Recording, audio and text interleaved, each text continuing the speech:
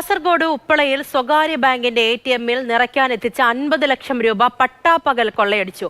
ഇന്ന് ഉച്ചയ്ക്ക് 2:30-യോടെയായിരുന്നു സംഭവം. സംഭവത്തിൽ പോലീസ് അന്വേഷണം ആരംഭിച്ചു. സംശയാസ്പദമായി ഒരാൾ ബാഗുമായി പോകുന്ന CCTV ദൃശ്യങ്ങൾ പോലീസിന് ലഭിച്ചിട്ടുണ്ട്.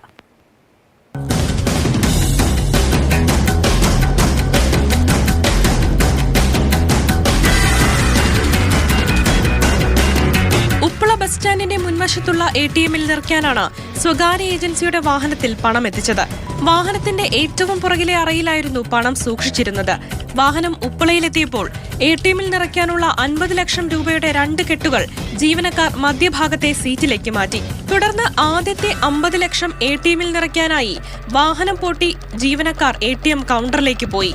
ഈ സമയം സീറ്റിൽ വെച്ചിരുന്ന 50 ലക്ഷം രൂപയാണ് വാഹനത്തിന്റെ ചില്ല് തകർത്ത് മോഷ്ടാവ് കവർന്നത്. അശ്രദ്ധമായ രീതിയിലാണ് ഏജൻസി പണം കൈകാര്യം ചെയ്തതെന്ന് പോലീസ് പറഞ്ഞു. ATM-ൽ പണം നിറയ്ക്കാൻ പോകുമ്പോൾ തോക്കുമായി സുരക്ഷാ ഉദ്യോഗസ്ഥനുണ്ടാകണം. എന്നാൽ ഇവിടെ അത്തരം മുൻകരുതലുകൾ ഒന്നും തന്നെ ഉണ്ടായിരുന്നില്ല. കരാറെടുത്ത കമ്പനിയുടെ 2 ഉദ്യോഗസ്ഥർ മാത്രമാണ് വാഹനത്തിലുണ്ടായിരുന്നത്. സുരക്ഷാ ഗ്രില്ലുകളും വാഹനത്തിലില്ലായിരുന്നു.